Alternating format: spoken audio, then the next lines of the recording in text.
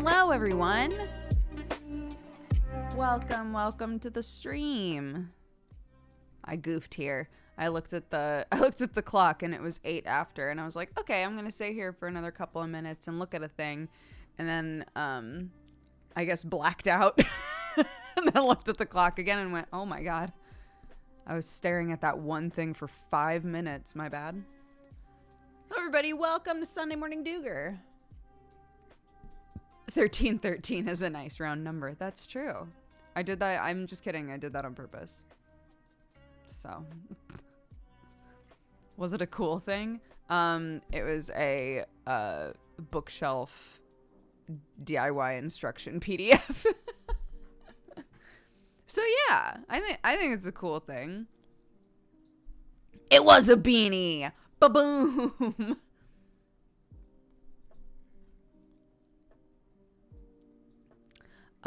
Yeah. I have grand mental plans for anything in our house that currently doesn't have a home.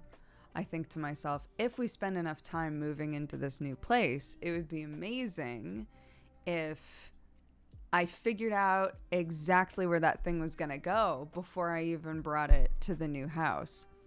Do I think I'm actually going to do that? No. Do I think I could do that with at least a couple things? Yeah. So I looked up, I was looking at how most people, like what shelves people tend to get for their board games, and I came across a like totally modular bookshelf, like building instructions for a modular bookshelf that you can just like set up and tear down super easy and move wherever you need it. And I was like, oh, that's interesting. And then it was just a wormhole. So I did make this beanie. I did. I also made one for my kid, but it unraveled, which is really unfortunate. I have been down that wormhole, can confirm. Yeah. It's not going to happen, but could I potentially figure out, I don't know, where board games should go before we move, considering that board games don't currently have a place to go? Maybe. Maybe.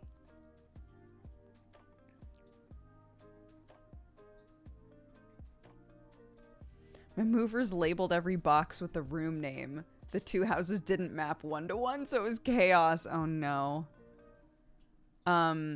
So far I've been numbering the boxes, and writing down what room they were in. So currently there's like 3 boxes that say Brooke's office, and then like, you know, books, puzzles, whatever. Just so that I have a general idea. But I'm hoping that by numbering all of the boxes, it will eliminate what I was talking about before when I was like, I was convinced that we lost a box in the move when we moved to our old place in LA. I'm hoping it'll eliminate that potential feeling, because I can literally go through every box and be like, do I have 20 boxes or however many boxes we have? Are all 20 boxes here? If they are, then everything got here, right? If we can't find something, it's our fault.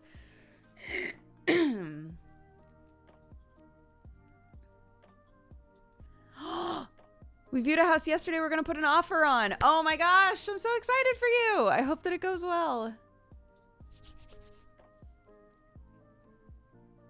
Last few moves I did, each box was numbered, and I had a notebook detailing what was in each box. Yeah, that's a good idea. I keep thinking, since I only have like 5 boxes done so far, it would be nice to have a spreadsheet and just use like, just create a note inside of each number or something that just like writes out what's in each box.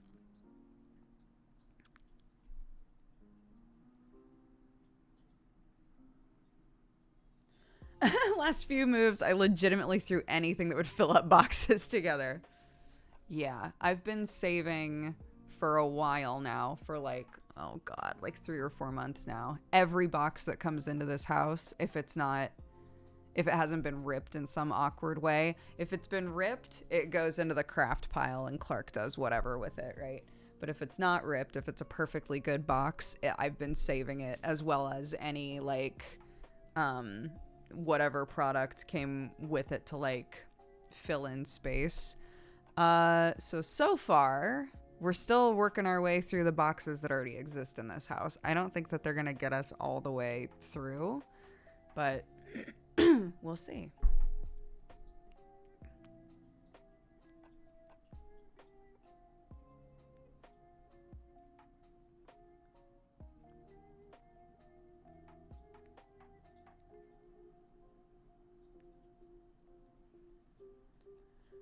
Yeah, we're signing papers. And then the whole like money changing hands thing will happen. And then it's ours, which is wild. So our projected move-in is beginning of March. Wild. Thank you. I'm very happy. I'm really excited.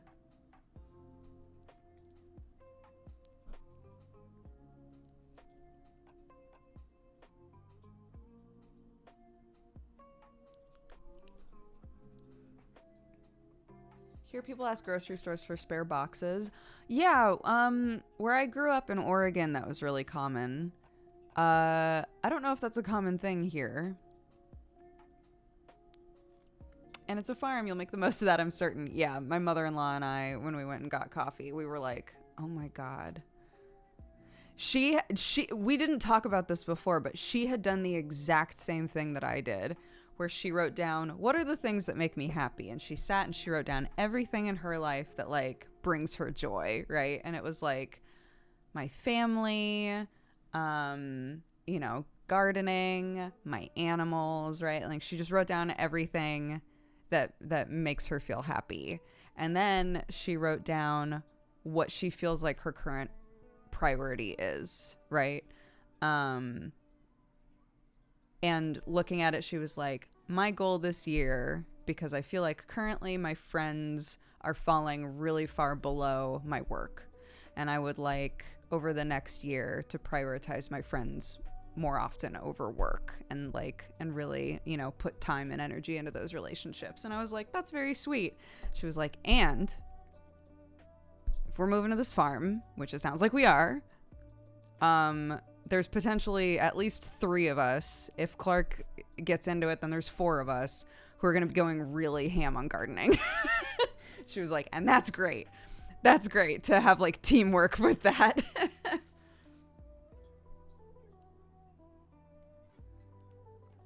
So.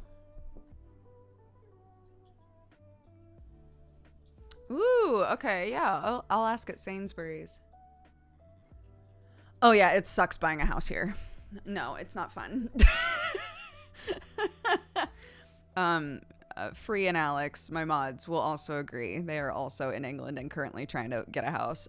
It sucks trying to get a house here, but it sounds like it sucks trying to get a house in most places right now, so.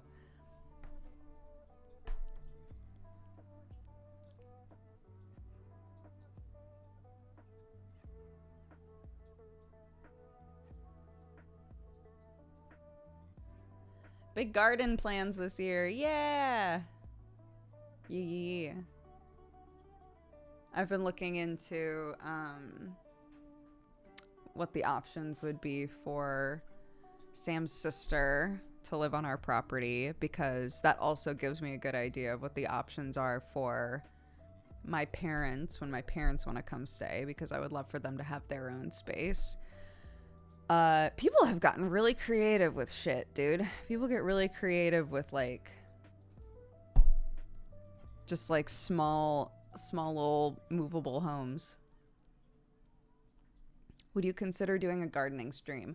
I would say probably not, because we've had a lot of safety and security issues in the past, and I'm still very paranoid about that. So anything that I would film outside would need to be like really, really careful.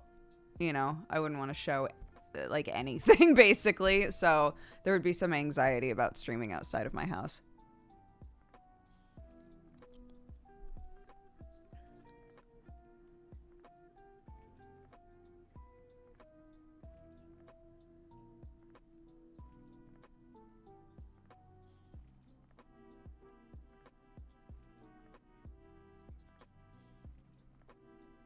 love that you're planning for your own Thorn Clan self-sufficient stronghold. Well, yeah, I had talked before with my mother-in-law about like, I've always loved the idea of just getting a big piece of property and, you know, whoever wants to like live and benefit off of that property, as long as we all get along and everything's copacetic, then like I'm super down for that, you know? And his mom was like, I love that idea. I would adore that, you know? And so, yeah, the more that like it's turned into, okay, we're going to move there. Sam's parents are going to move there. Sam's sister might also move there, you know, and everybody's going to have their own little place. And like, there's going to be a little, hopefully we're going to be able to put, you know, a small little thing on the property for my parents and whoever else wants to visit, you know, all of that sort of stuff. Yeah, it makes me go, oh, it's like kind of happening. That's very fun.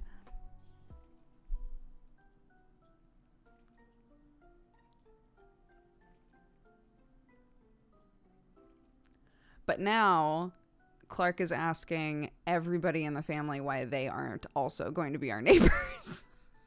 So we like went over and she got to see her little cousin and was like, so could my cousins also live next to us? And I was like, that is entirely up to them, and also whether or not there are places near this place that they would want to live in, honey. She was like, I don't understand. Why can't everybody just live at our house?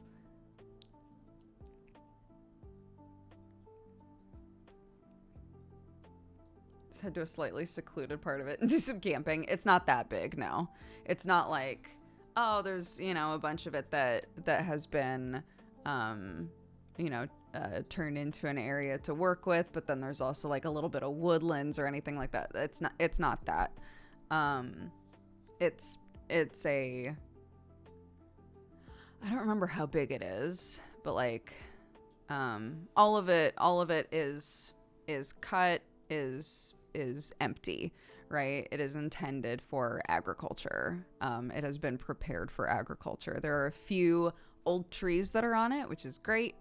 My mother-in-law and I are both on the same page about turning the entire front into just like a meadow and like a place for cut flowers and all of that sort of stuff.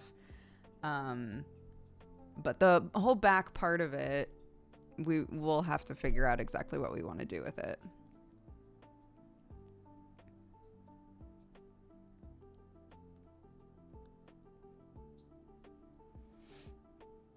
How's the internet situation there? We don't know. But you know, at this point we've had our this is so like at this point we've had our own lines put into 2 different places. So I think we're kind of just like, if we have to do that again, I guess we'll do that again. But the hope is that that won't be necessary. So my back garden's turning into a meadow, not deliberately.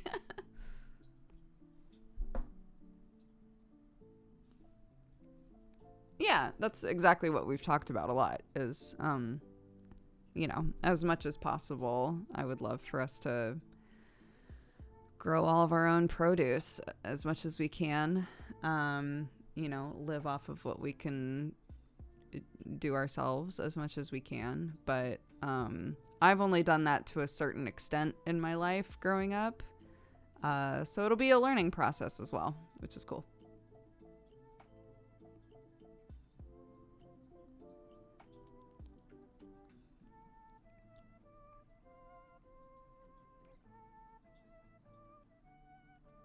How many goats and cows have you promised Clark? None.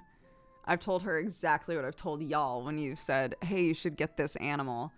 That we're going to make sure that the animals that we have are set up and happy and doing well and have everything that they need.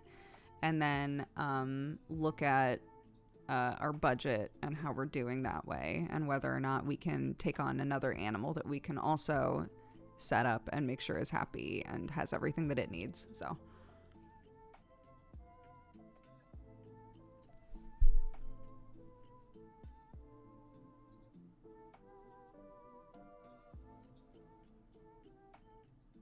you can get 100 chickens.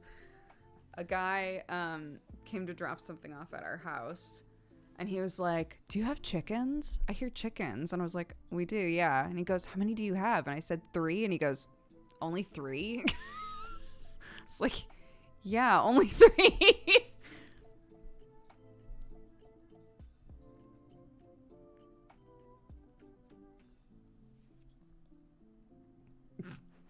Feel judged for some reason.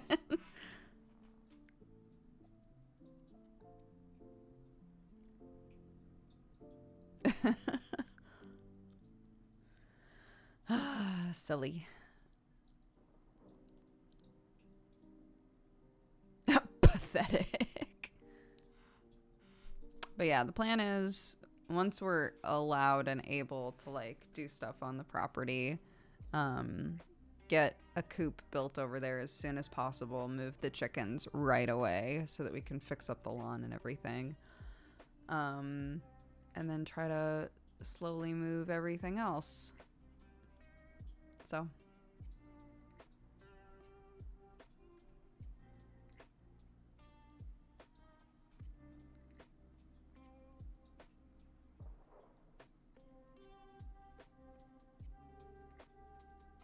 I'm gonna try to be on my shit though, and which is always the worst way to start thinking about something, is like, I'm gonna do this correctly. When people move into a new house and they immediately make a binder that's like, here's everything that we were given about the house, here's like all of the appliance information, all of that shit just in one binder. Oh my god, can you imagine? Can I be that person? I don't know, but I would be really proud if I was.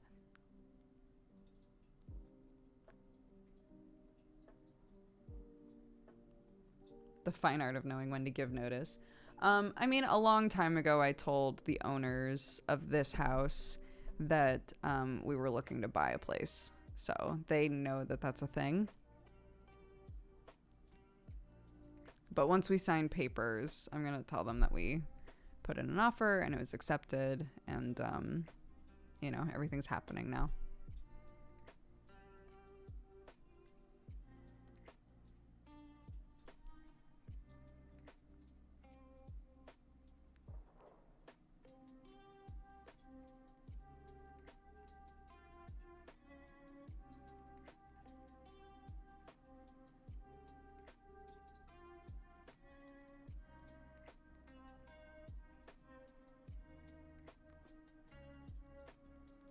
My last landlord actually sounded really happy for me when I told him. Yeah, the owners of this place are so nice. Like, they have been incredible.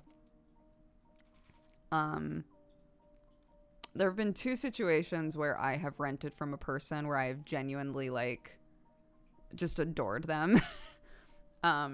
This situation, we've had quite a few issues with this house.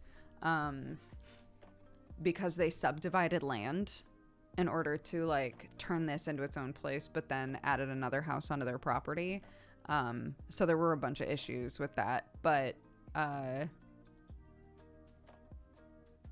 yeah, just like the people that own the house in general are so nice. I love them.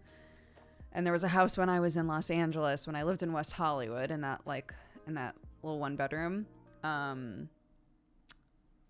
Yeah, the lady that owned that place was also awesome.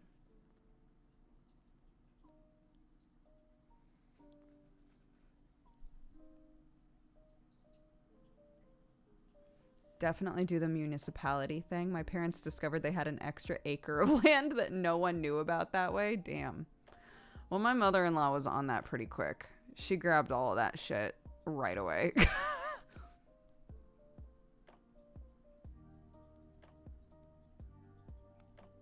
Yeah, when I was in WeHo.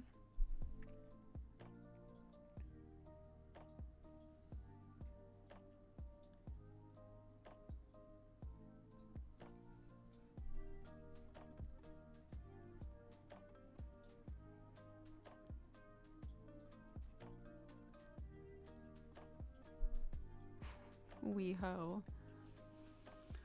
Oh, sometimes I miss LA. Sam and I were just torturing ourselves going through all of the places in LA that we used to eat at. Because I found out that one of the people that's on Hellions, they used to live in Long Beach. And they were like, oh my gosh, did you ever go to like King's Hawaiian? And I was like, oh, Sam and I used to go to King's. We took Clark to King's Hawaiian. Loved that place. Loved Coco Ichiban. They were like, oh my God, Coco Ichiban's so good. We were just like talking about places. And then I started talking about it with Sam. And Sam was like, oh my God, Curry House. I was like, fuck, Curry House. What are you going to do?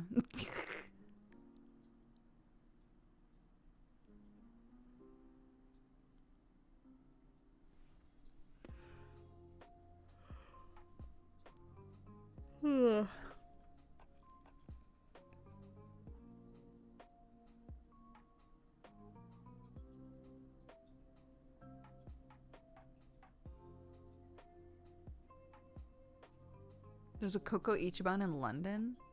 Oh my God, is there really? Hold the fuck on.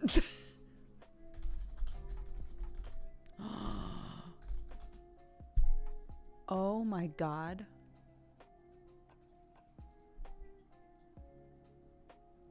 Holy shit. I'm sending this to Sam immediately. Sam, there is a Coco Ichiban in London. I wrote Lana Dunn, but that's okay.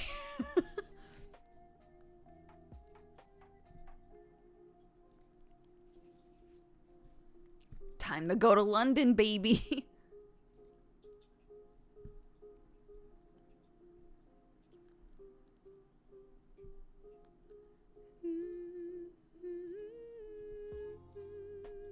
Well, London. It's great. It's a good place.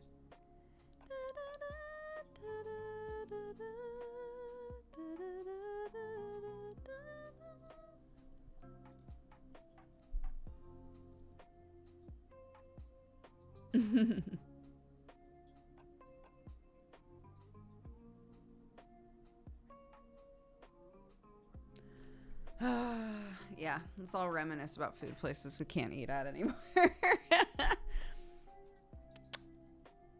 Man.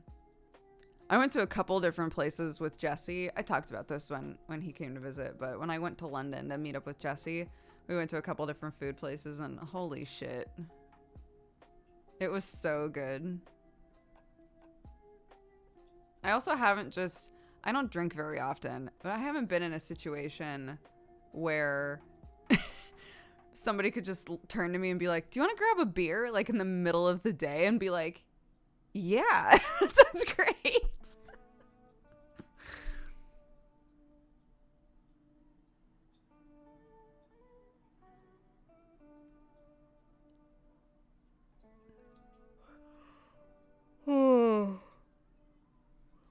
Yeah.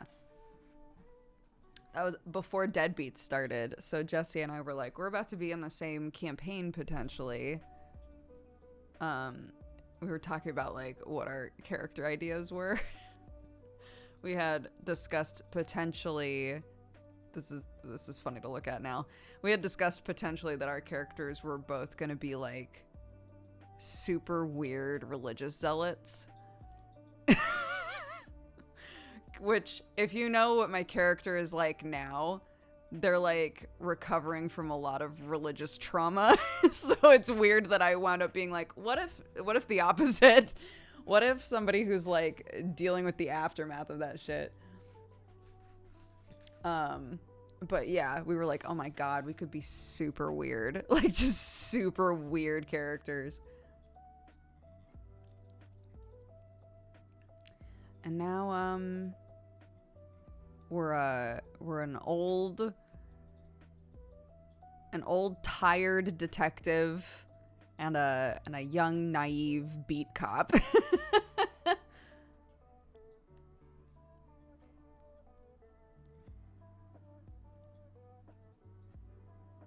Whatever works, you know? Why is Dash an oathbreaker? That hasn't been brought up yet. I thought it was going to get brought up a while ago, and it didn't wind up happening. But I'm not going to talk about it because it hasn't happened in the campaign yet.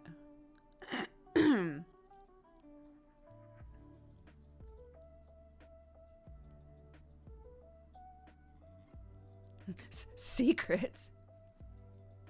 Where can I watch this campaign? World of IO, I think, is the YouTube channel, youtube.com/World of IO, or on Brett Ultimus's channel is when it happens live. It happens on Thursday nights at 9 p.m. GMT.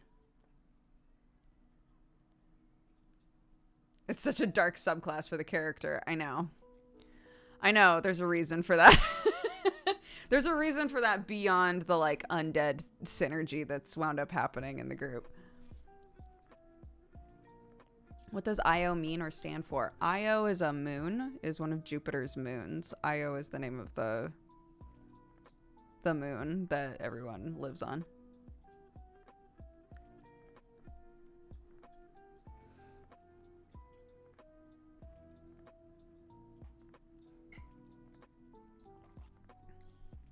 The coolest moon, I would argue. Yeah, it doesn't get talked about really, so don't feel bad if you're like, how did I not know that?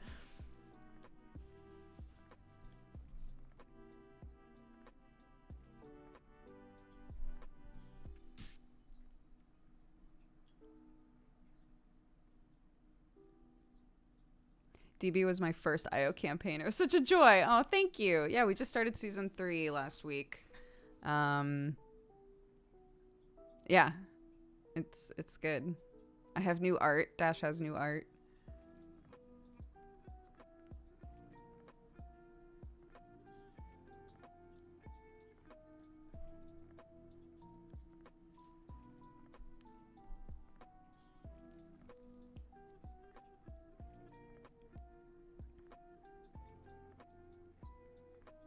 New hot Dash art, handsome new art. Yeah, everyone was like, why has his shirt gotta be open? Why wouldn't his shirt be open? He's troubled now. He's troubled now. He's not a buttons all the way up to the neck boy anymore, okay? He's been through some shit. How else am I supposed to show that than booba, you know?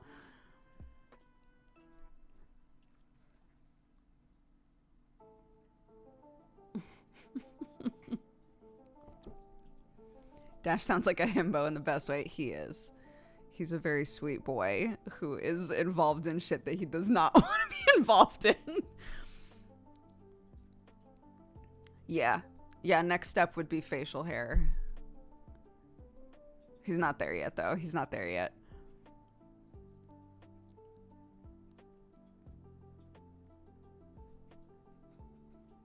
The slutification of Dash. Don't.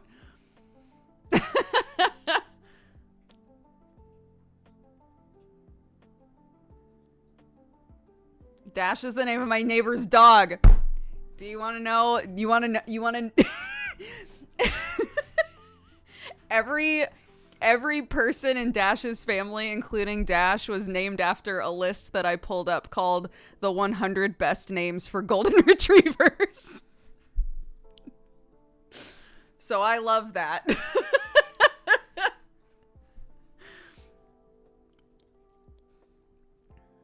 That makes me very happy because they were all, his dad's name is Tucker, his mom's name is Dixie, and his brother's name is Cooper. They are all dog names.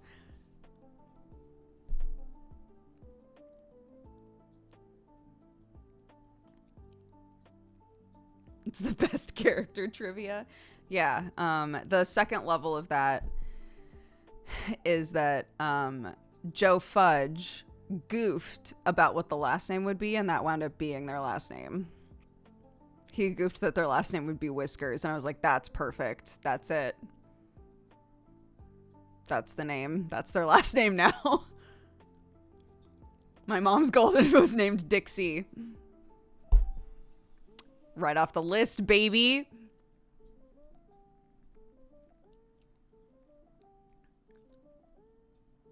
Yeah.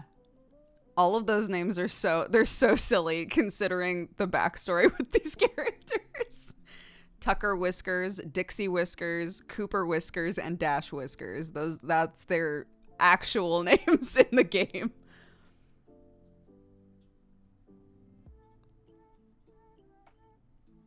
And I love that. I love that. They deserve those names.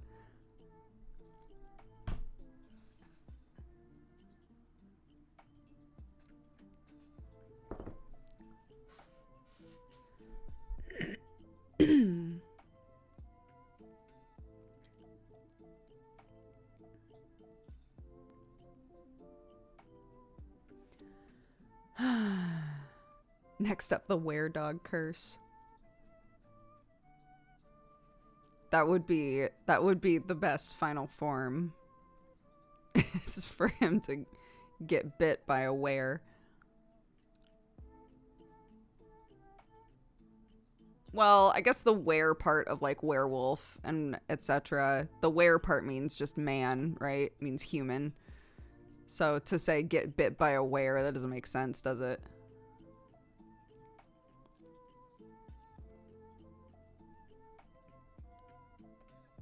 I wonder where that might happen. I don't know. I don't think anything in IO has interacted with a werebeast of any kind.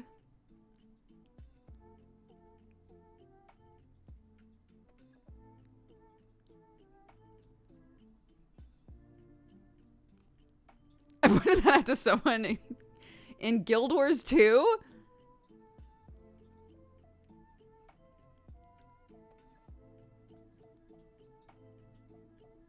Sounds like some Fey realm shit. That's true. There is a Feywild. That's not really my area, so. No were-blink corgi. Oh my gosh. I wish. Shout out to Hellions. We have a blink corgi in Hellions.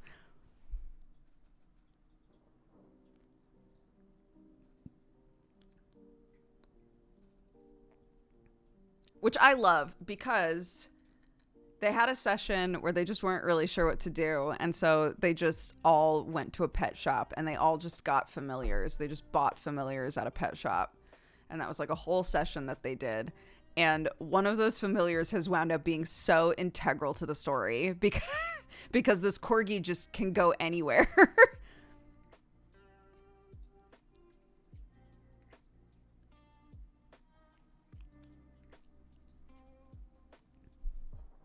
But it's still a corgi. It's still just a dog, you know? It's funny. It's good.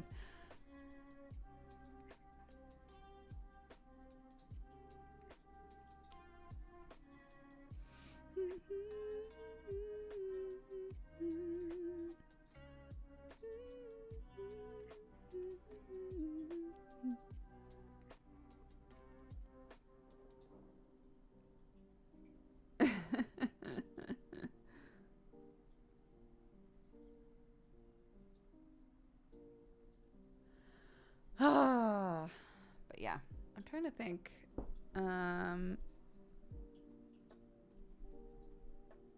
If anything has been going on with us, really.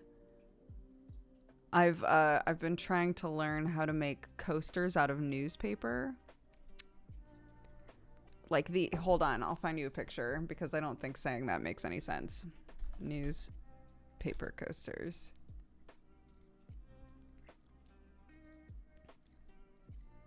Like these. Oops. Oh, yeah. Replace it. I don't give a shit. Like these. Where you like, you roll it up really, really small and then wrap it around itself over and over again and then seal it. It is hard, actually. It's harder than I expected it to be, but we had a bunch of newspaper sitting in the house and I was like, this is a good project. And I knew Clark was off yesterday. I could tell because she did not want to do this. You fine cat-loving coffee. She wanted to just watch me do it. And I was like, that's odd. That's weird. That's suspicious. Hawk Potato, welcome to the Cat Gang. Thank you very much for subscribing. I hope you're having a good day. But yeah, so I started making one. It's about this oh my God, microphone. It's about this big right now. I want it to be a little bit bigger than that. And then I'm going to seal it and we'll see how it does. But like getting it as tight as you want it to be is really tough. It's hard.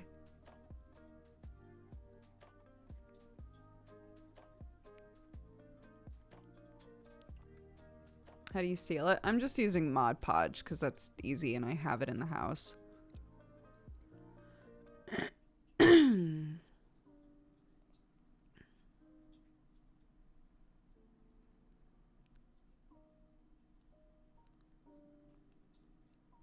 Sam's new diet doesn't impact us at all, aside from, you know, once every 3 days or so, we prep up a bunch of food and then keep it in the fridge for him to heat up.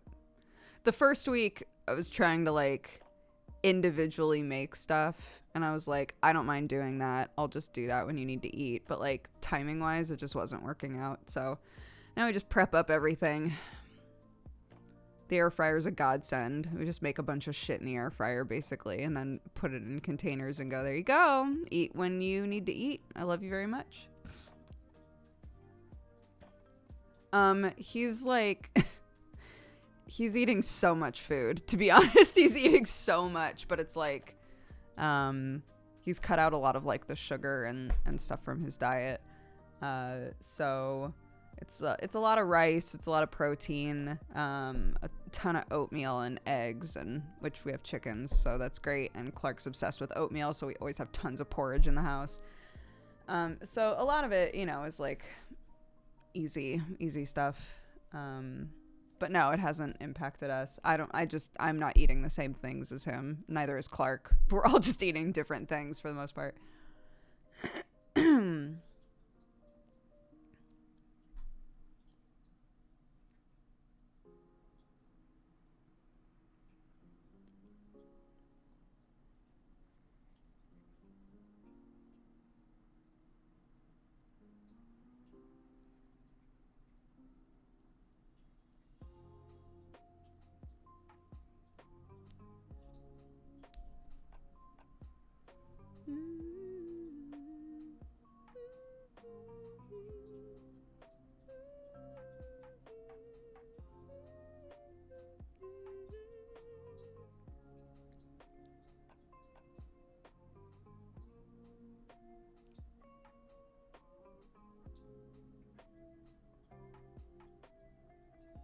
But we got sushi last night, and unfortunately the place that we actually like to get sushi from was not accepting orders yesterday, and we were like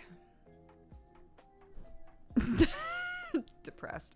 So we got sushi from a different place, but it was pretty bland. But it was still, I mean, it was still fine, but it was pretty bland in comparison, you know.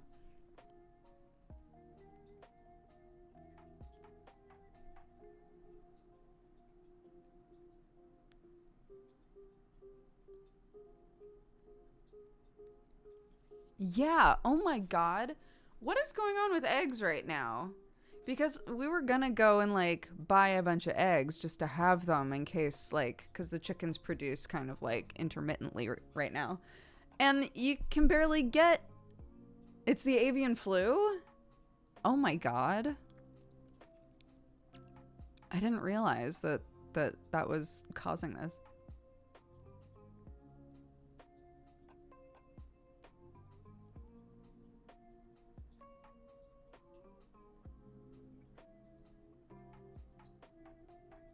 Yeah, I cannot find eggs anywhere.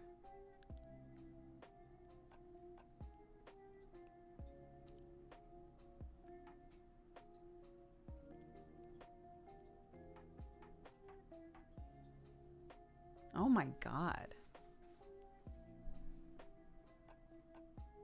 I do have chickens, yeah.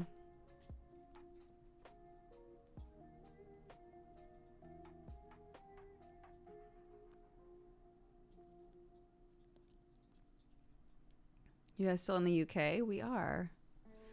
We're buying a house in the UK.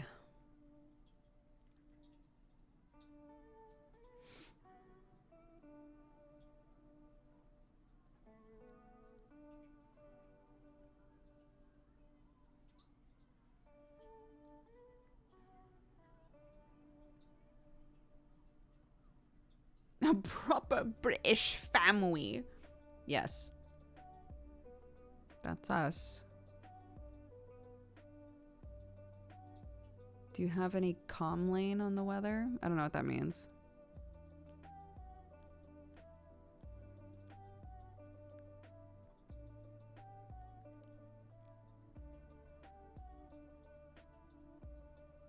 Do I have any complaint? Are you asking whether or not I like the weather here? I don't mind it at all.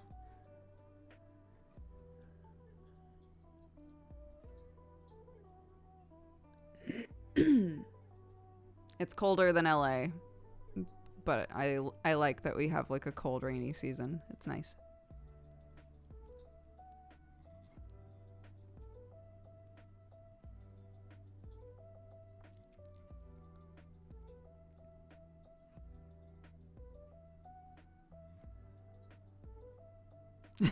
I'm living in northern Scotland from California. My only frustration is we get like 4 hours of sun. What?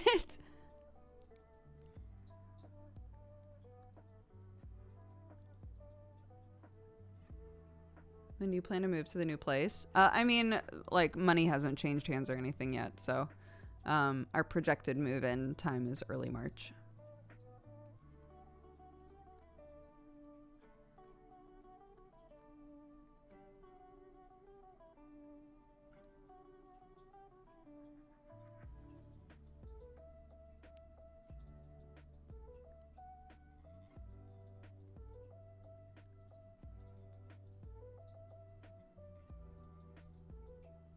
Yeah, I mean, in December, I think the sun started going down around 3 o'clock, which sucked, but it's been lighter for longer.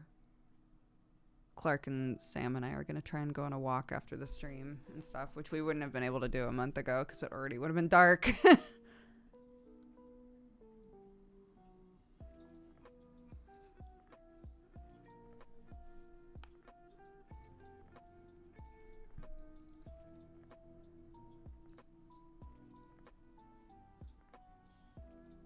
Yeah, she's doing good.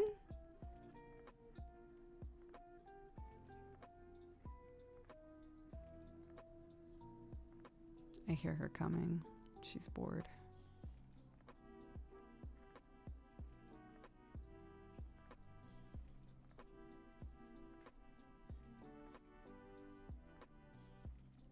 She'll be turning 5 in April. My BB.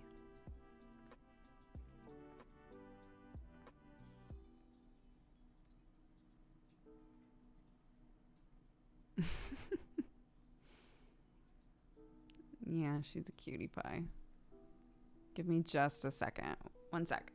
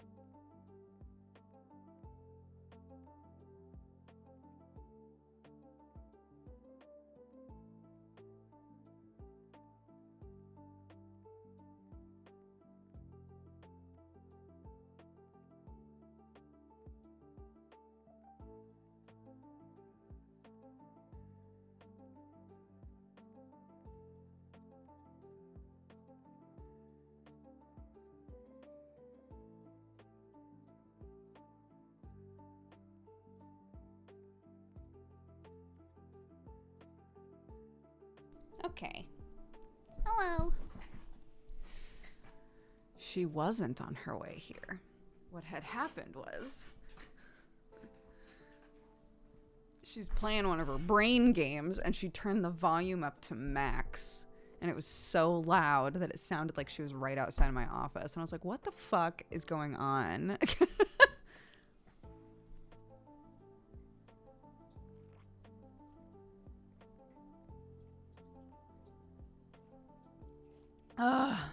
Water. Yes. Intense brain gamer. Yeah. Her favorite thing right now is those games where, like, there's a character on one side and a goal on the other side. And the game gives you, like, 5 or 6, like, block shapes. And it's like, get the character from point A to point B. The levels that she's on right now are like, here's a bunch of ice blocks. And here's a stage with fire everywhere.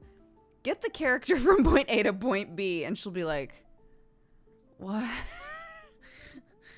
She'll place blocks and be like, Mommy, they keep melting. And I'm like, yes, that is on purpose. How do you keep them from melting? That's the brain part now. You've already figured out how to get the character across the yard. So now how do you get the character across the yard when there's volcanoes erupting everywhere, I guess, is the new goal.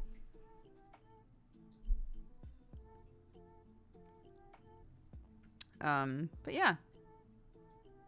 She does good at that stuff. I was looking up, like, how old kids are when they start learning needlework. Because she's done, like, a little bit of stuff before, but not very much. And, saying some kids start learning at, like, 3. So I was like, she's definitely old enough to learn. I think I would just need to, like, create a situation where it was, like, here's a hoop, here's a really simple, like, rainbow design or something. Just stitch along the rainbow. Here are the colors. Use whatever color you want, kind of a thing. And maybe she'd have fun with that. Because I think in the past it's been stitches to keep 2 things together, which is probably too advanced. It's probably going to be a lot easier for her to learn if it's just like you're just slapping stitches on one piece of fabric, right? And it's held in place by a clamp or whatever. You don't have to do anything other than, like, push the needle through.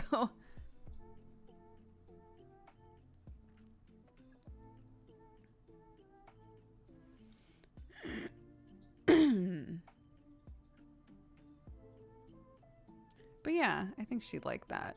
She watched me do, like, stuff like this. She's definitely interested in it. But I think finds it daunting. So if I could simplify it for her to try and learn, then I think she'd be open to it.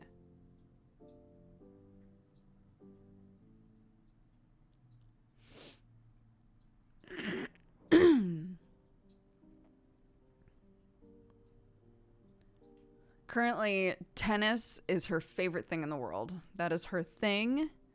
She adores it, which I would not have expected. I didn't think that was going to be, like, her thing, but she's, like, so into it.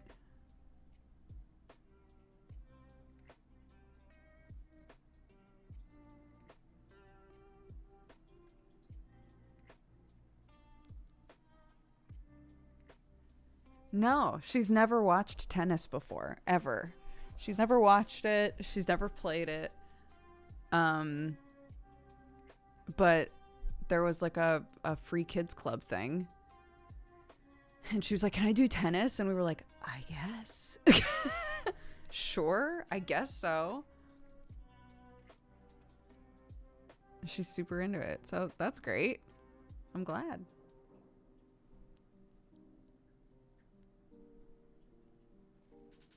Yeah, I mean, she was doing dance. Dance is very physical, right?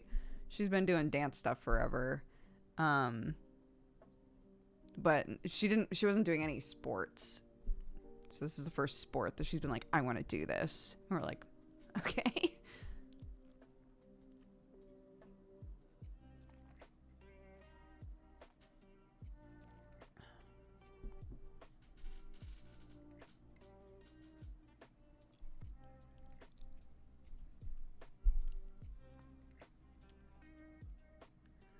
Yeah, she came home and I was like, hey, honey, how was tennis? And she was like, it was good. I know how to do Star Wars. It's like, yeah? She goes, yeah, we do Star Wars at tennis.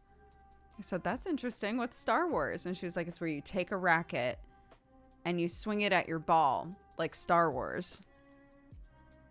I was like, that's exactly what Star Wars is like. I think, you know, as a way to make it fun for little kids, they're like, pretend you have a lightsaber, right? You're in Star Wars, sort of a thing. But Clark has never seen Star Wars and doesn't have any like frame of reference for what Star Wars is. So she's just like, we played this game called Star Wars where you take the racket and you hit a ball with it.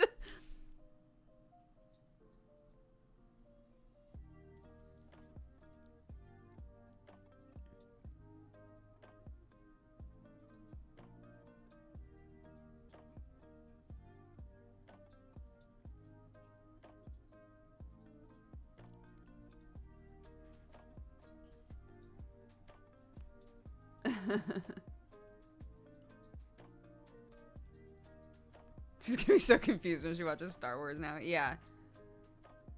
This is actual Star Wars, honey.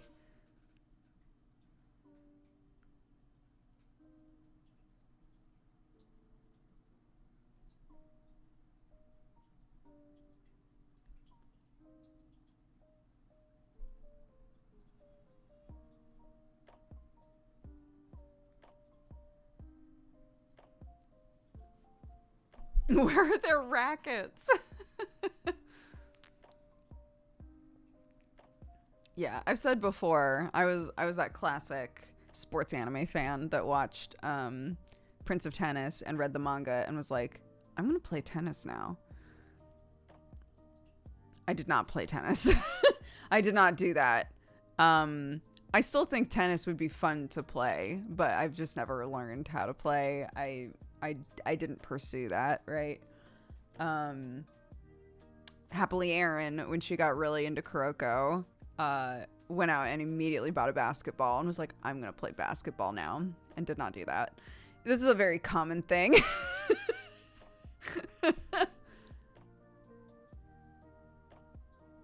What does the shirt say? It says, anime is life. I was wearing this last night while we were trying to we watched the rest of Mob. Mob is like probably my top 5 favorite anime. I finally watched the end of it. It's so good. My heart.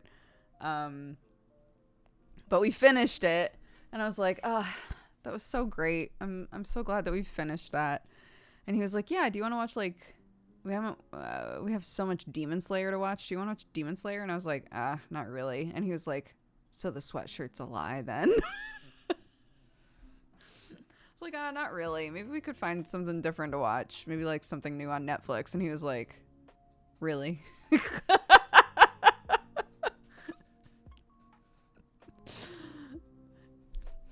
You're right. I'll take it off. Hikaru no Go made me try and fail at Go. Oh my gosh. I've been trying to get back into Go. I got really into Go actually when I started watching Hikaru no Go. Cause that like on the face of it, Go is actually pretty simple. I was never good at it, but like it's pretty simple to play overall, right? And recently I watched okay, follow me here. I watched oh my god, what's the new Knives Out called? Something Onion. Glass Onion. I watched Glass Onion. And then I guess somehow YouTube knew that I had watched a Knives Out thing because it's always listening. and was like, do you want to see a video that's about the go scene from the first Knives Out movie? And I was like, sure. And it was like a really big deep dive into the go scene from the first Knives Out. And I was like, oh my God, I haven't played Go in forever. So I literally downloaded a game. Hold on. I downloaded a game that I've only done a little bit of so far, but it's called Just Go. And it just teaches you step by step how to play Go. That's the whole thing.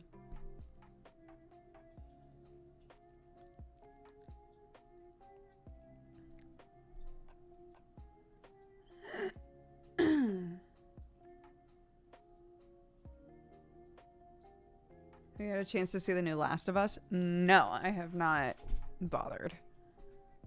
It's not that I don't think it's good, maybe. I have no idea. I've looked up nothing about it. I'm not a big Last of Us kid, so I haven't. It's not something that's been like super on my radar. Also, we don't have HBO, and I'm pretty sure it's on HBO.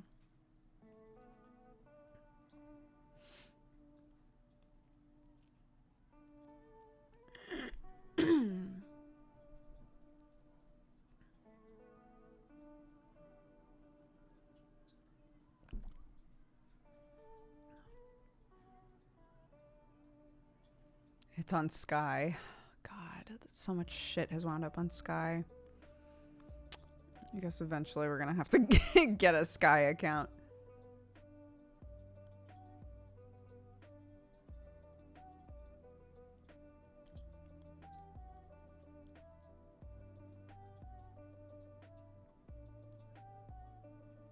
It's a god-awful service. No, don't say that. Because I'm pretty sure Sky is where, like, our flag means death and all of that is on. And I keep thinking to myself, I need to just get on there. Now TV is Sky, but cheaper. Why is it cheaper?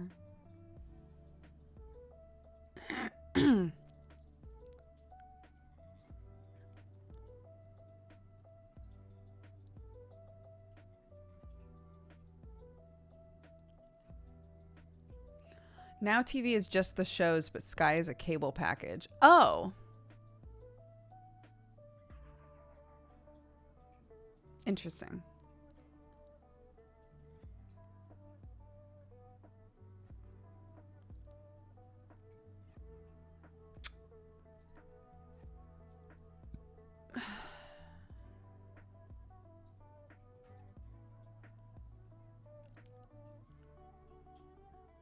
Why are people saying Sky is bad? I don't know. I haven't used it. I do know that every application version of like BBC TV stuff crashes constantly. If I'm like, oh, maybe we'll see if we can get Night Garden playing or something in the evening for my kid, it will 100% crash at least twice before I can finally get it to play the show. It's very cool.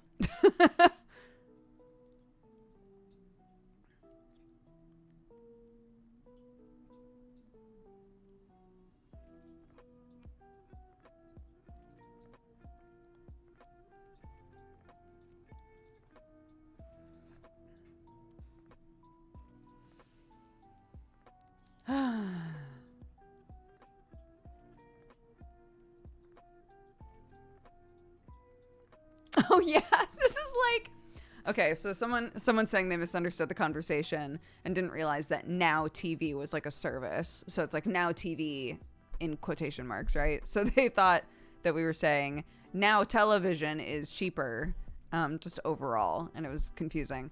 I have a story that's exactly that sort of thing that happened yesterday. I was talking with my brother-in-law who takes our nephew to go camping all the time. And I was like, yeah, Clark and I really want to go on hikes and stuff this year.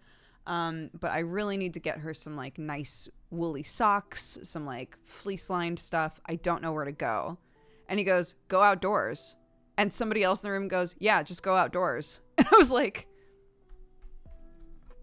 that's not helpful, actually. This Just telling me to go outside isn't helpful. And everyone took a beat and realized, Go Outdoors is a store.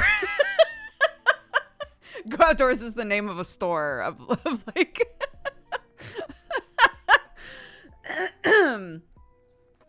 I was so confused. The response was so weird to me.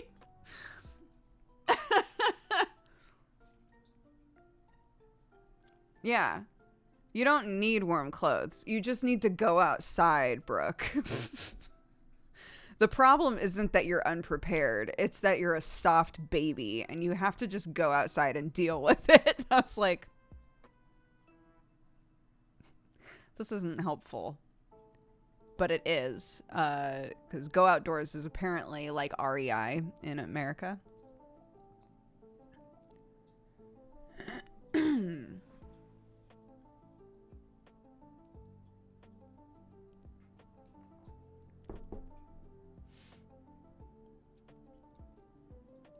I also worked at Go.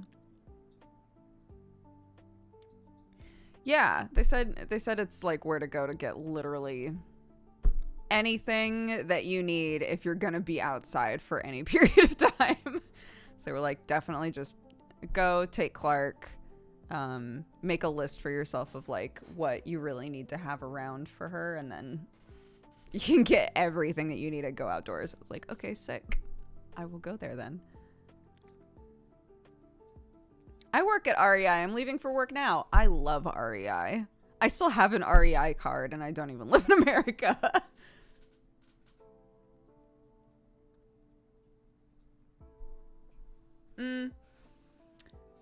No. So my plan is for us to start going on longer and longer walks to start with. There are a lot of walks that you can do that are like, you know, there's like 1 hour walks and then 2 hour walks and then 3 hour walks. If you have a 4-year-old, I'm going to guess you have to add at least a half an hour onto that, right?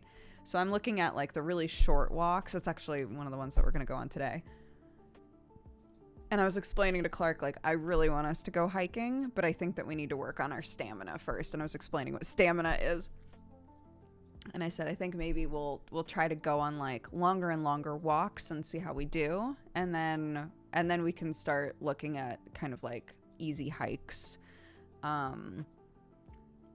Because otherwise, I think if we jump right to hiking, she's just gonna hate it, you know?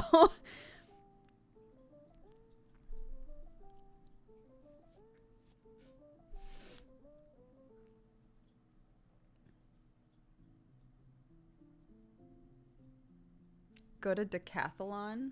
Is that a UK store? She'll hate it and you'll have to carry her the rest of the way. If we jump to a hike, yeah. She's really good about walking. She really likes walks. But again, I'm not going to jump to like a, 2-mile walk or something when potentially we'll get halfway through the walk and she'll be like, I hate this. I'm so tired, So trying to just do like, okay, this is like a 1-mile-long walk. She can do that for sure. We've done 1-mile-long walks before. That's no big, right? Do a 1-mile-long walk, see how we do. Bump it up to like a 2-mile walk, see how that goes,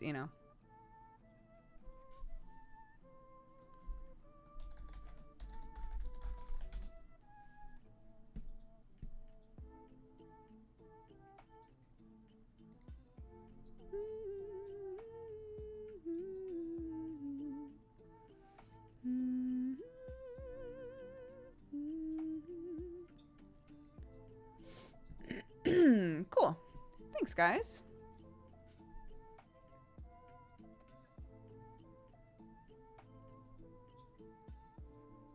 In my experience, how much stamina kids have for the walk is directly proportional to how fun the destination is. I would say for Clark, where we're going, it doesn't matter as much as consistently having fun things on the way. Does that make sense? So like, if it was an easy hike, but it was boring, and we were like, if we just get to the end, Clarky, we're gonna see, something beautiful, that wouldn't be enough to push her through, I don't think. it would have to be like, oh yeah, it is Lunar New Year. Happy Lunar New Year, everybody.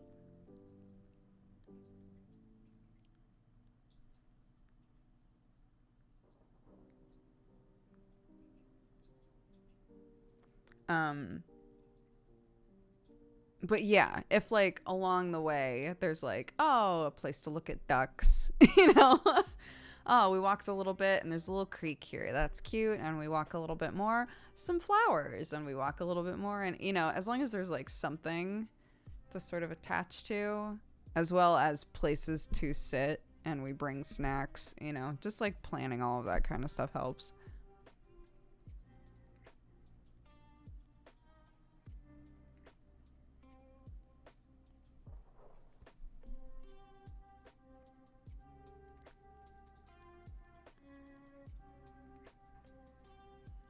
Yeah, I'll only be streaming for another 40 minutes, sorry.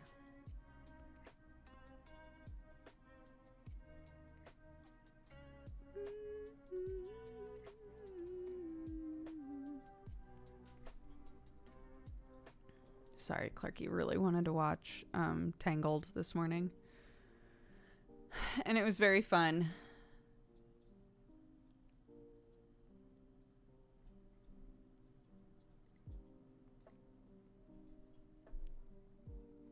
If you get lucky, they'll find a dope as fuck stick to use as a staff. I found another thing that's really hard to keep a kid from doing is just like bolting. They'll just get like this surge of energy and they'll just run. They'll just go. And you're like, that's great. But then once they stop running, they just want to sit. they don't want to move anymore.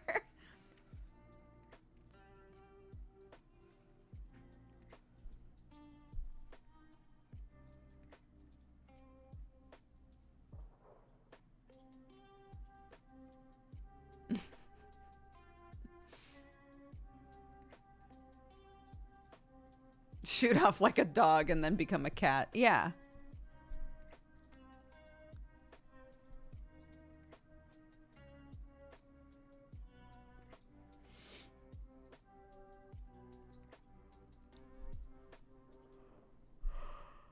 I've never watched Tangled. Is it good?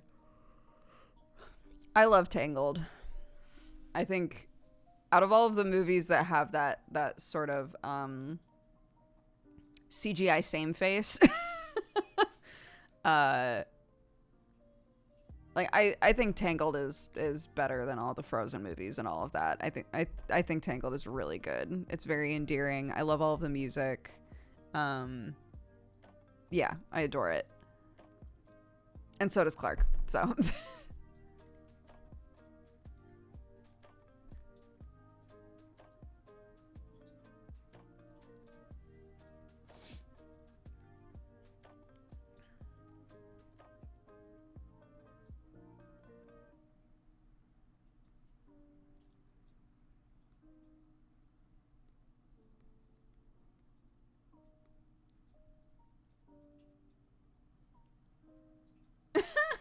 the M4 was recently closed due to a swan on the motorway. Well, as we know, you can't hurt swans in this country. I know somebody's about to burst in here and be like, it's only certain swans. It's specific swans. There are specific ones that you can't, but like, they really give a fuck about swans in this country.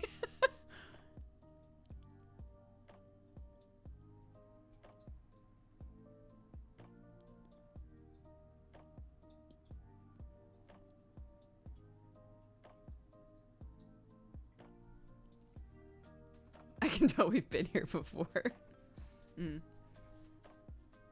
I didn't know that it was specific swans for a very long time, until we were talking about this on stream one day, and a couple of people who live here were like, oh, it's actually like there are specific types of swans that are like the queen's swans. I don't know what the situation is there now, but yeah, they're protected, right? So you can't fuck with the swans.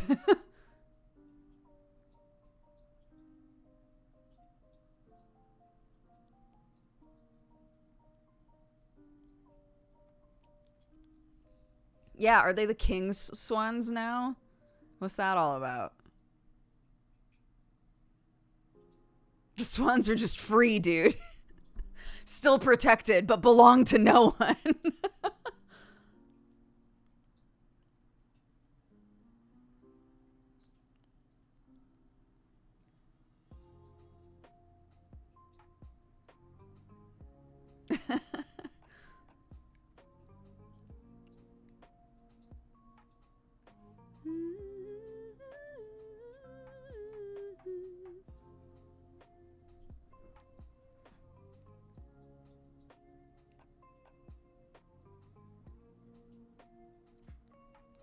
I wonder if there's a historical reason behind it. Behind why the swans are protected.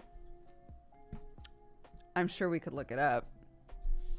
Why are swans protected in England? The law was created because swans were eaten as a special delicacy at medieval feasts. Rights of ownership could be passed on to favored friends and associates of the monarch. Swans are a protected species now, and other birds are preferred as food. This is from an article called Queen Elizabeth II is Dead. Her Relationship with Swans. Why does the Queen own all the swans? The remarkable reason.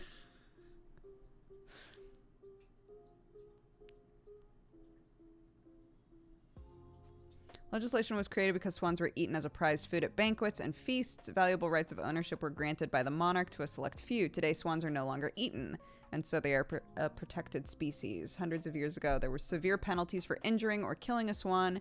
Criminals could be jailed for a year for stealing swan eggs. What the fuck? Apart from the Queen, there are only 3 organizations which are allowed to own swans. I like referring to the Queen as an organization. They've maintained their unique marks for swans, which are made on the bird's beaks, but unmarked ones are owned by the Queen. Ownership of the swans applies to them dead as well as alive.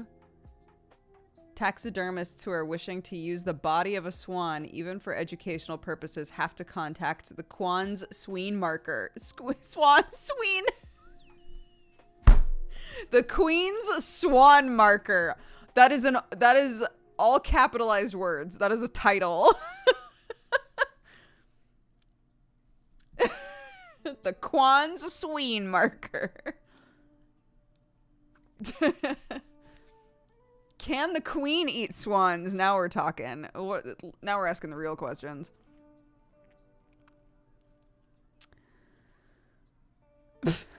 It says killing swans was outlawed in the 1980s when the population in England was shrinking.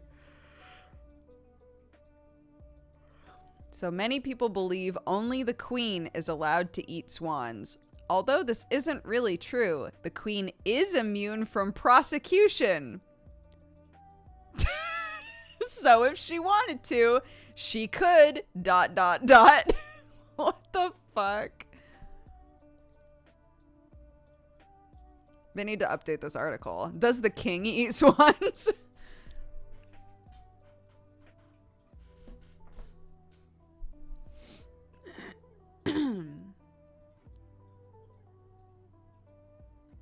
Is this a school paper? No, it was like a Metro UK article.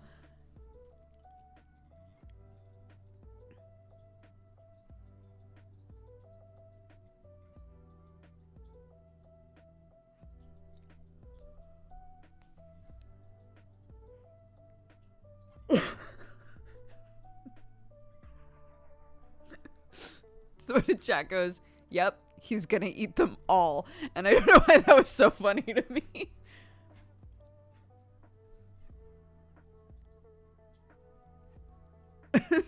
She's immune because she's dead. That is true. What are you gonna do if a ghost wants to eat a swan, huh? What are you gonna do about it?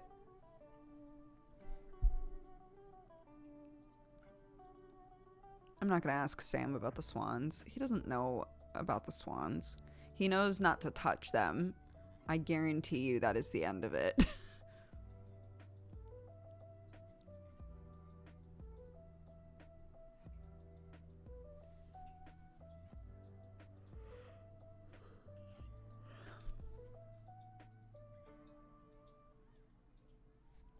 Ask Joe.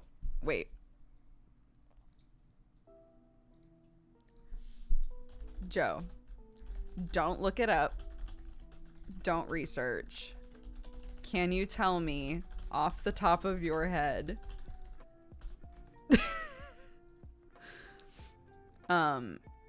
why the swans in the UK are protected, and also if the queen used to eat swans?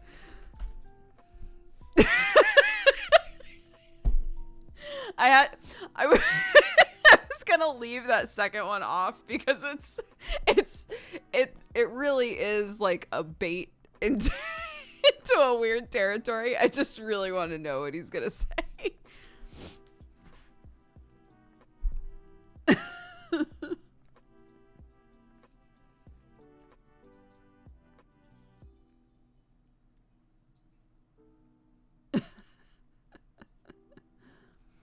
If I was going to guess what kind of an answer I'm going to get from Joe, I'm going to get absolute bullshit. But it's going to be like curated bullshit, you know? That was mine. If the sound just happened, that was my PC.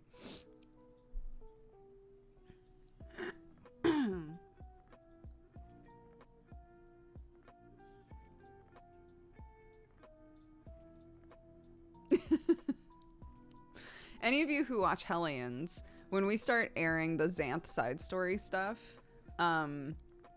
there's a whole conversation that happens about I don't even know how to explain this. I saw a post on Tumblr that had a picture of an orange with all of the white bits taken off, and it said, some of you have probably seen this, and it said, do you eat the orange with or without the lingerie? It still makes me laugh. Fuck. I don't know why it's so funny.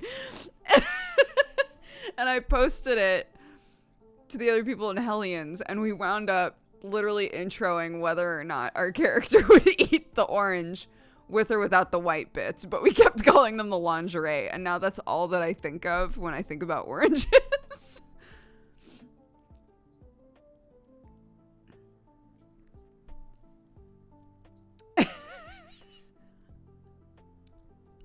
I eat oranges with the lingerie.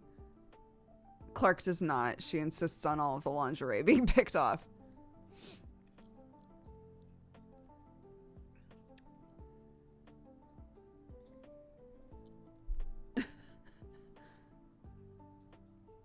What is Hellions about? Whose channel is it on and when is it? It's on a channel that has a lot of different shows that are all totally different people in different DMs. That's called Going Crit RPG. I was added on. This is another situation where I was added on as a guest character. I was only supposed to be there for like 4 sessions, and I've just stuck around. But Hellions is a time loop game, and it's very cool. I was added on because I'm friends with Nichterhorst, and it's entirely a group of like art friends. So I joined on. And yeah, we're all like characters who are basically in, you know, like D&D adventurer college, basically. We're like all young adults. But we're stuck in a time loop. And so it's like a big mystery thing when we're trying to figure out why the loops happen. At the point that we're at now, we've realized that there are certain triggers to make the loop occur because the loop seems to happen at different times. We're trying to figure out like what those variables are that make the loop happen. And it's really cool. It's been very cool. Our DM obviously has worked really hard to like put the story together very lovingly. And yeah, it's been very fun. It happens on Monday nights at 9 p.m. GMT. I'm currently playing 2 characters because one of the main characters is played by our lovely friend Emily. Emily got a job at Riot and can't make D&D every Monday anymore. And so we've started doing like side story stuff with Emily when everybody's available. So we all have like 2 characters now. So I play Yuli, who is started off as a conjuration wizard, but is now primarily a Inquisitor Rogue. And that's been very fun. She's very nervous. She's like a nervous little conspiracy theorist. And then my other character is a Warforged named Wagner, who's a piece of shit. And he's a cleric, and both characters have been very, very fun to play. So, yeah.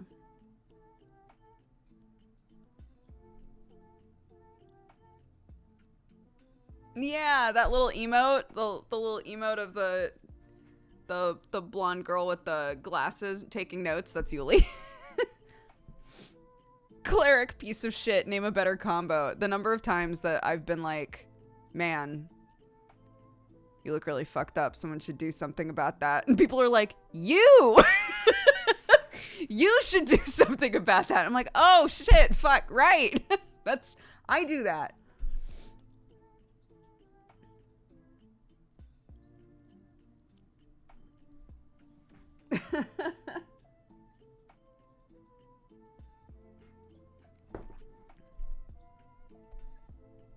It's not malicious. He's just broken. The pitch was like, I want to be a Warforged, but he's like busted. Like he's obviously broken. And appears for all intents and purposes to everybody else to be malfunctioning.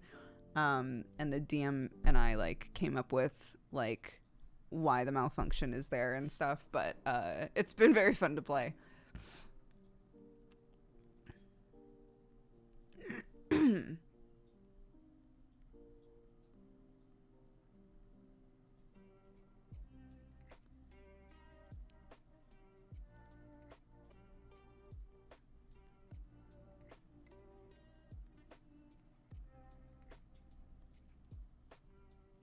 I hear you're joining JP's RPG game soon. Yes, I've been on one episode of that so far.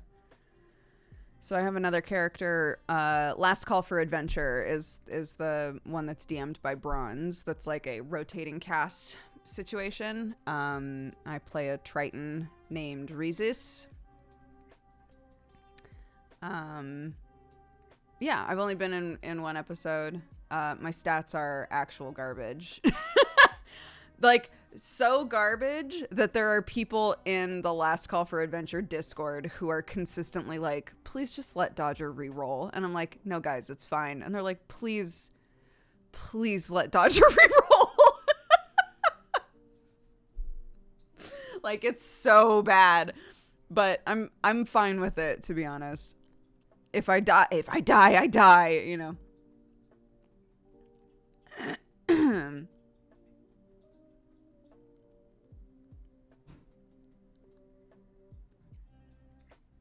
How many are we talking? Like, my stats? My stats are entirely... I'm not going to find the picture. I've found the picture a couple of times to read it off for people, but I have a 0, 2 1s, and 2 -1s, I believe, is the lineup. It's really good. It's very good stats. And we're starting at level 3, so I got to be like... How did I make it to level 3 with these stats?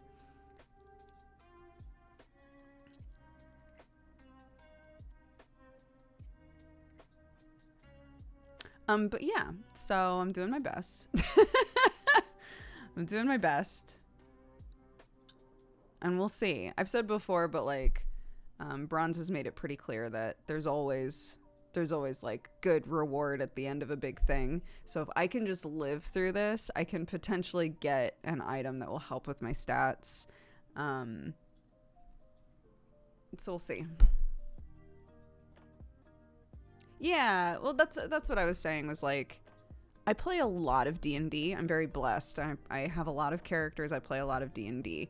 So over the last few years, have only done standard array, right? That's kind of like the direction everyone goes in, just for fairness. I haven't had to roll stats, I don't think, since college, maybe. So I was kind of like, I'm fine with rolling stats, even if they're bad. If I never got to play, if this was my first time playing in like years and I rolled this bad, I probably would have kicked up a stink, right? And been like, I don't, this isn't going to be fun, you know? But like, I play a lot. So I'm fine with having a character that's stinky garbage. That's kind of interesting to me. Like, can I keep this poor bitch alive? I don't know.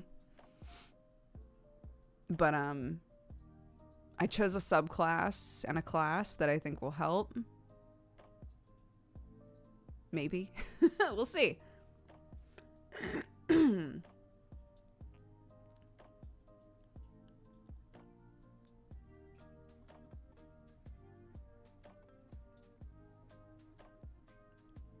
DJ Wheat stole all the dice luck. Yeah, but like RP wise, that's perfect for his character to just like have good stats and everything, right? And I'm hoping that the way that I'm choosing to play my character feels very like, okay, you know? Yeah, this character seems like they have pretty low stats and everything, you know?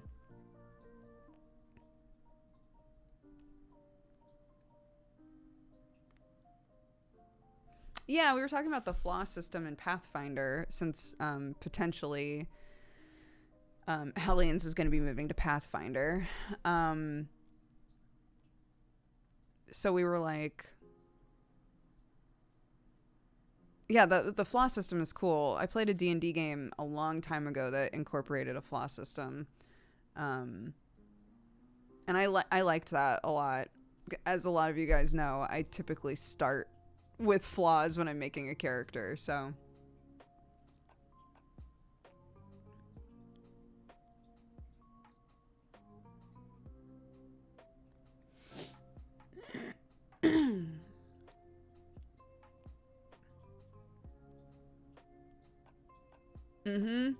yeah, putting together a character in Pathfinder is very different from D&D, but it looks like it's really exciting every level, right? Every time you level, it's like you really get something out of it, which is very cool. The whole feat system is very nice. I like the 3 action system a lot. But I haven't played it yet, right? Like, this is just all, like, what I'm seeing on paper is really interesting and novel for me. So I'm excited to try playing it.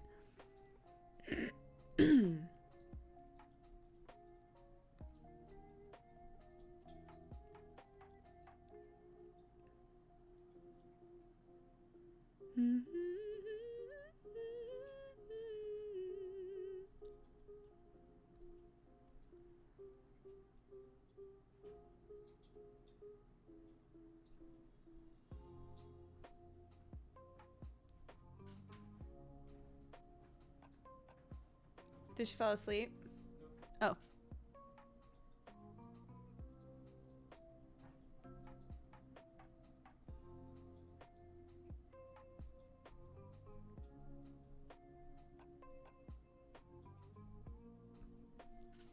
All my friends swapped to Pathfinder. It takes longer to set up,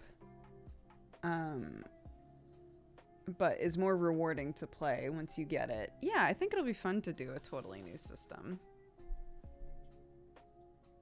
As long as you're not with you have to be optimal people. Pathfinder is great. I don't think anybody in Hellions is going to be like, you're taking that feat, you know?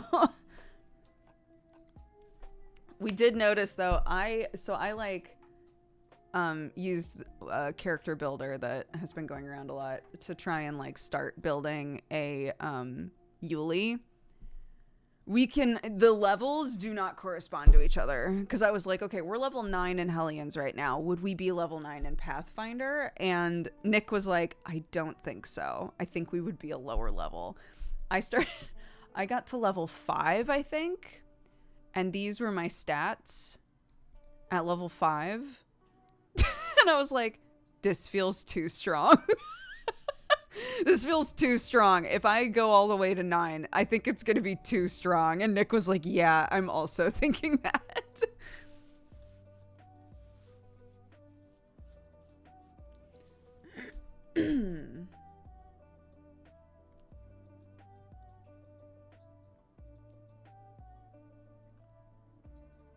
But at the same time, I don't know the ways in which, like, I don't exactly know how your modifiers and stats apply in Pathfinder, and if that's vastly different. And if it is, then maybe those stats are perfectly in line with what a level 5 D&D character would be like. It's hard for me to tell, because looking at a level 5 character and seeing like plus 18 to things makes me go, that seems very powerful.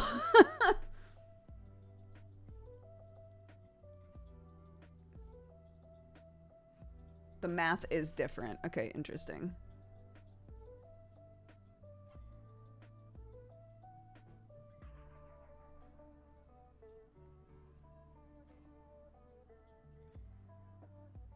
You can look up a level DC chart. It'll tell you the average DCs for a level. Oh, interesting. I think Daddy's downstairs, honey.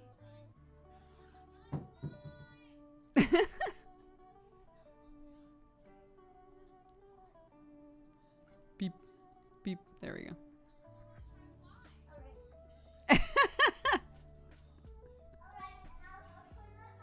Okay, go for it.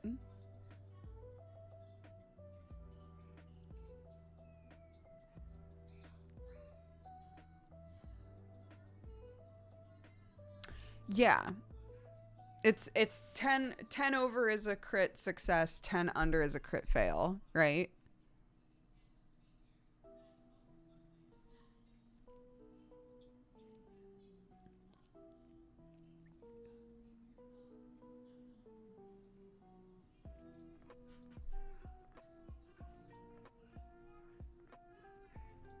Yeah, AC plus 10.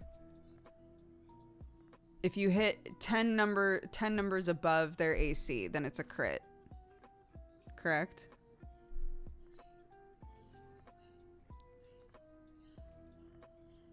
Yeah. So it's interesting. It is a very different system.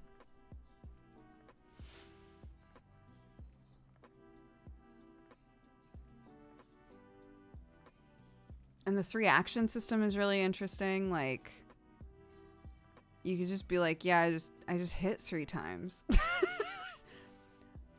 I just swing at them 3 times, you know? Like, it's just nice, it seems like. Yeah, or fucking bolt it 3 times. Yeah, or I run from my goddamn life twice and then do something else with my 3rd action.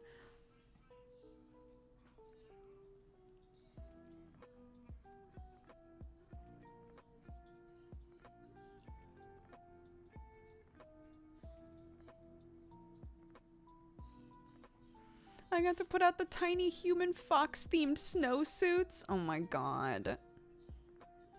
When Clark was a baby, we still have it because I refused to give it away. we had a little zip up snow suit for her as a baby for if we took her in the pram that had foxes all over it. I loved it.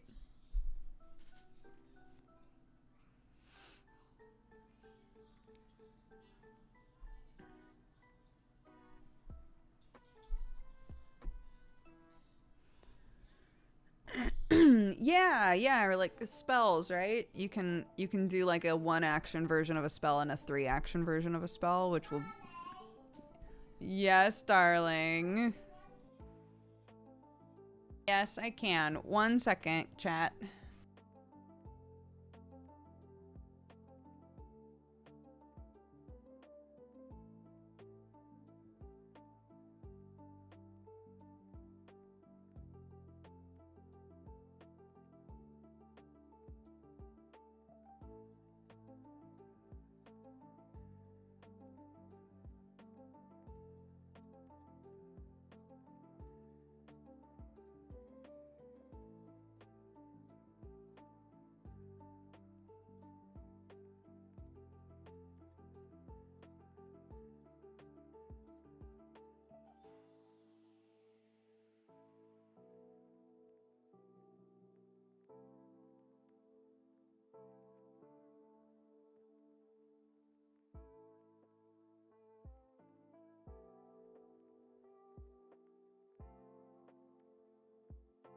Okay. Hello.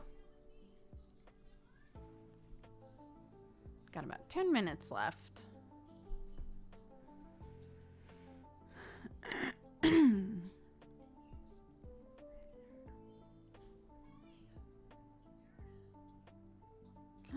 in the middle of rewatching Godforged and Deadbeats. Rewatching? Oh my goodness. Thank you.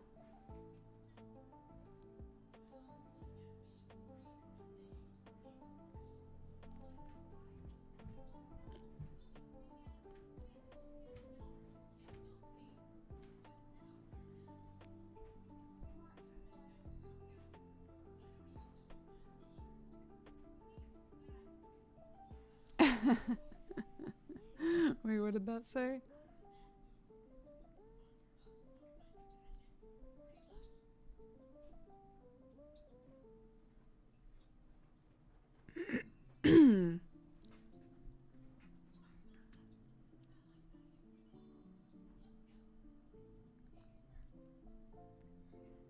I have a notebook for theories. Oh my goodness.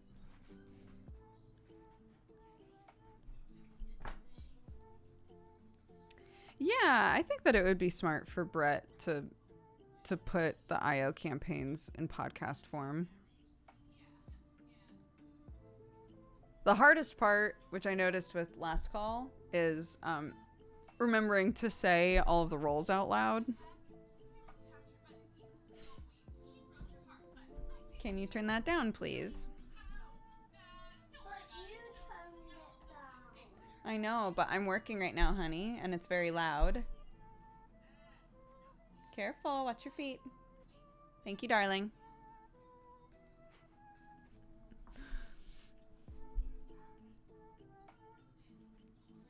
Oh, he puts them out as MP3s on the Patreon. Oh, interesting.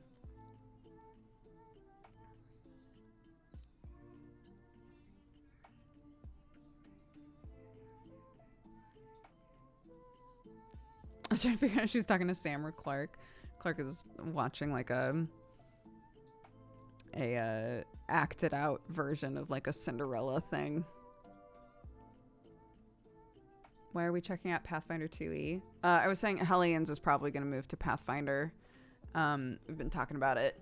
And it turns out that like 3 of our players way prefer Pathfinder to D&D. They just want to play, so they play D&D, you know, but yeah, it was brought up like, well, you know, with everything going on, it's caused us to like think about like, do we want to keep playing D&D? Is there a system we'd like to play more instead? And Pathfinder was brought up, so we've all been looking at it, and we thought that maybe when the next loop happens, whenever that happens, we'll swap systems. No, Hellions is almost entirely theater of the mind. We don't use Roll20. We don't use Foundry. Nothing. So it's very different from the other campaigns that I'm in. Yeah, looped so hard that the system changed entirely.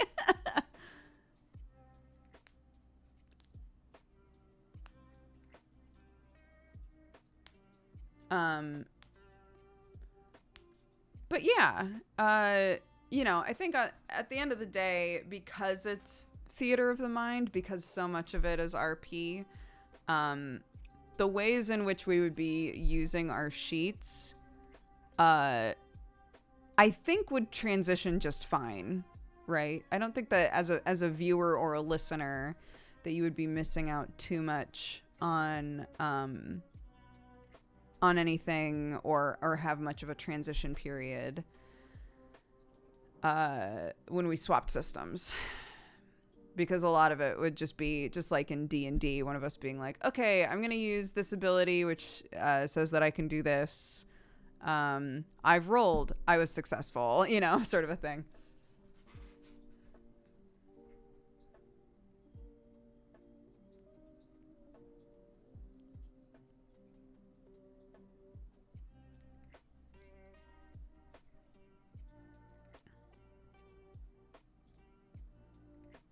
Yeah, that's what I was saying. Was I feel like just from looking at the character builder that we were all messing around with to see if there was, you know, a class that sort of corresponded to how we currently play our characters, or like I play a Warforged, right? One of my characters in Hellions is a Warforged, and so I was like, oh, I think like the only built-in thing that would work for that is Android, but some of the stuff doesn't like directly correlate.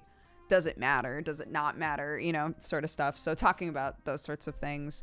Yuli is currently an Inquisitor Rogue, but there's like a whole system for like an investigator. So I was looking into all of that. Anyways, and we were like, you pick so much shit for your character every level. Every level there's stuff to do and figure out and be like, okay, it's offering me this feat now, that feat. If I wanted to take it though, I would have had to have this feat from before so that they like, you know, correspond with each other, you know, that sort of a thing. So that part is interesting. And I'm wondering how much, because people kept being like, if you play with people who are really micromanagey about it, it's not as fun. It's probably, I think, kind of Path of Exile-ish in that sometimes maybe you get a certain ways into the leveling process and you're like, I probably should have gone a different direction with this, you know, or I probably should have had more of a focus. I would have more synergy if I had taken X, Y, and Z feat earlier on. Fortunately, I feel that our DM would be super open to just being like, just go back and change it. You know, like it's fine. But yeah, every level there's stuff to choose.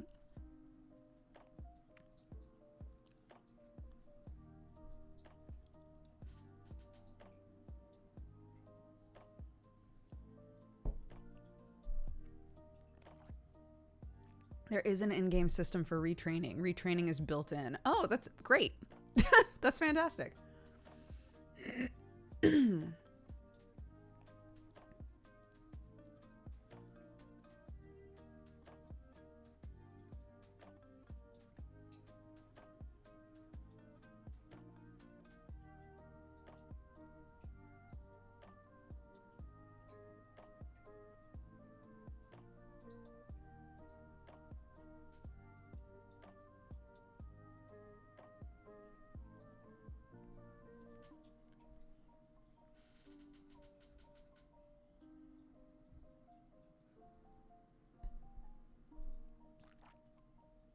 One of the characters in the Pathfinder podcast I listened to used it to completely swap class. Oh my god.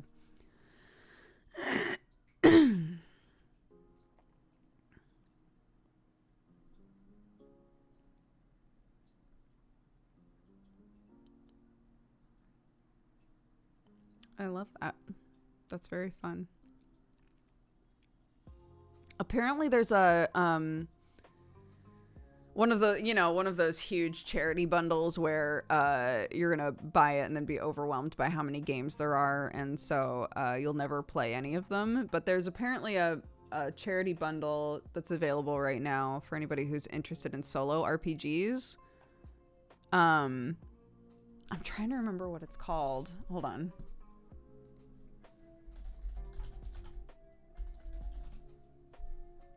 Solo but not alone. Has 87 games in it. They're all single player TTRPGs of some description or another.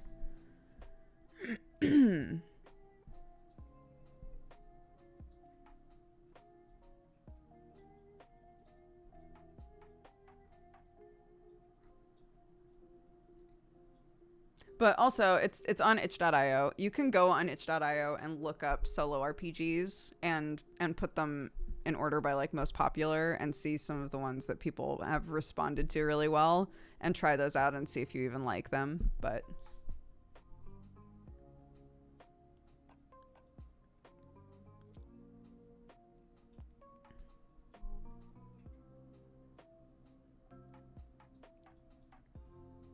a lot of them generally seem like I've only tried one of them before, really, and I didn't get super far in it, but they generally seem to be best thought of as almost like journaling prompts. Like you're journaling as somebody completely different, and you just follow,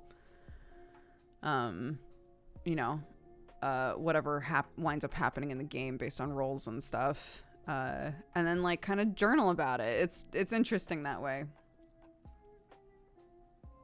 I've been calling it Itch.io. I think that's fine. I think it's one of those things that we can all call something different, you know?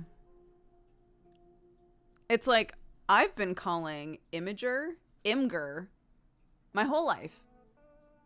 I'm not going to stop now. It is Imgur to me.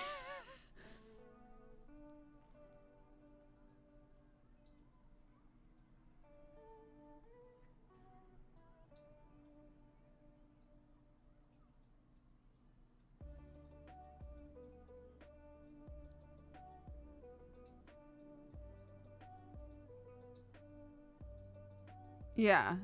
Apparently, a lot of people that I know call it Imager, which makes a lot of sense that it would be Imager. That makes complete sense. That is not what it is up here, though. It is Imgur to me.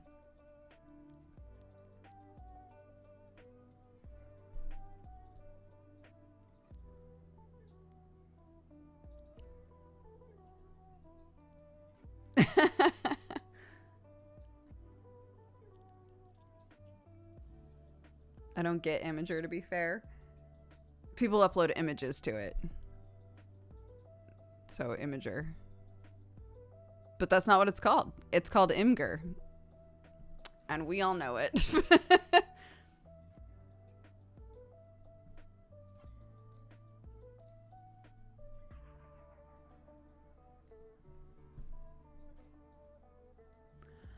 Okie dokie.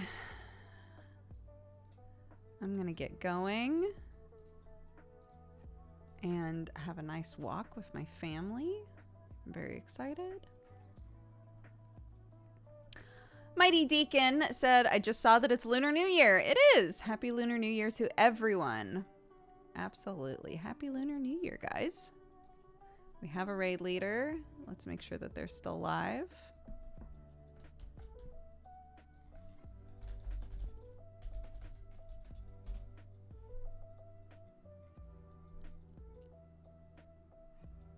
Says be right back, but they're playing Final Fantasy Tactics. Let's go.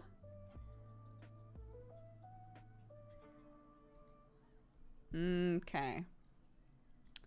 I'm going to read off our activity feed.